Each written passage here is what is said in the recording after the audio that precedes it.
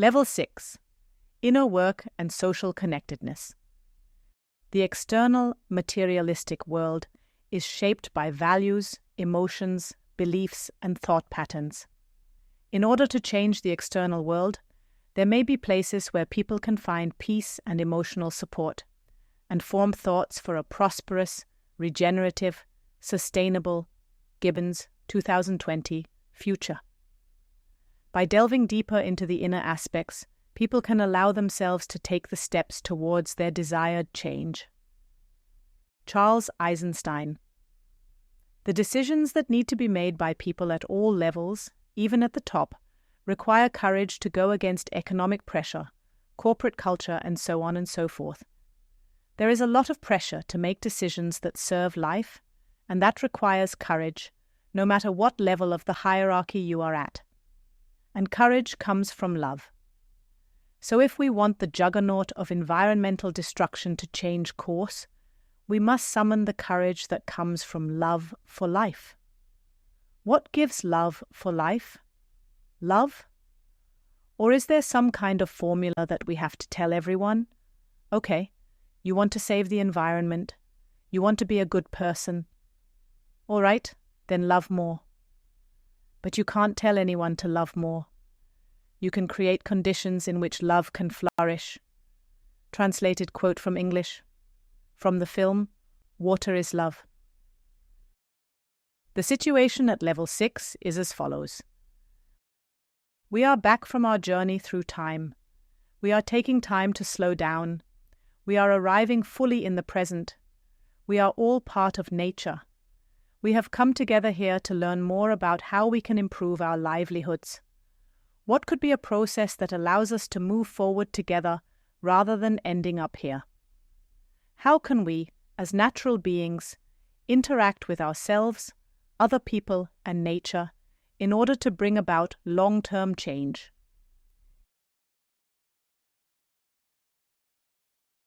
In level 6, the bird distributed the cards to all players. After the introduction, the theme, inner work, becomes part of the cause and effect network. We see the effects of how we as humans can create an environment in which we can live the change with the group in a supportive way. In this level, there are many questions that can be discussed at length or briefly, or they can be discussed in more depth at a further meeting. A tip for the game facilitator. To understand the connections between the cards, you can also add the cards to the explanatory videos and lay them out. This gives you a better overview at your leisure.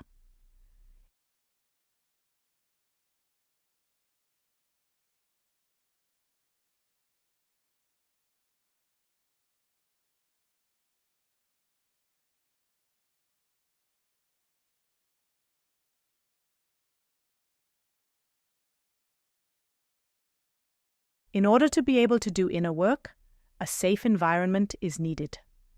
An invitation from one person, card number 6, provides orientation, while card number 12 sets out the rules for the space. These can be rules for communication and cooperation. Who speaks when? How do we make decisions? What do we need to feel safe? Teams only function when they feel secure. This is also demonstrated by a large study conducted by Google. Concepts such as inner development goals, permaculture training, and Theory U offer inspiration for inner development. Group dynamics and reflection. In this room, card number 24, people form a team. They reflect on what connects them as a group, how they have developed in the last few levels, and what values they have discovered or strengthened. The Guardian can document these processes. When groups find each other, potential arises for joint projects, adventures, and long-term cooperation. It is about recognizing obstacles, defining values, and drawing strength from shared experiences. Communication and beliefs. Methods such as value recognition communication, active listening, and empathetic exchange, for example according to Theory U, can be used to card number 36 break down entrenched beliefs and overcome social divisions. People reflect on their beliefs about themselves, others, and the world, and develop trust.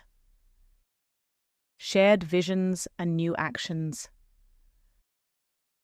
The newly gained trust gives rise to shared visions. Card number 49. What do we want to change? What is important to us? The final card, card number 41, Acting with Trust, summarizes this step. It invites players to use the game as a springboard for real-life projects. All answers to the questions written on the back of the cards in Level 6 can be written down by the person keeping score. People who have played Cool City together may meet again. They can then use the answers to reflect on their answers during further meetings. Discuss quests. On card 36, Dissolving Beliefs, we find a quest from the Garden Human. How does discussing beliefs affect the perceived separation? By discussing beliefs, people can find their way back to each other. By reflecting on beliefs, separations can be broken down and steps into the future can be taken together. On card 30, Exchange with People, we find a quest from the Cool Human. How does your situation change when you interact with others? By interacting with other people, the cool person no longer feels alone and is encouraged by others. Tasks that previously felt impossible now seem solvable. Cool City's solution or approach is as follows. Cool City as a game invited us into a room, 6.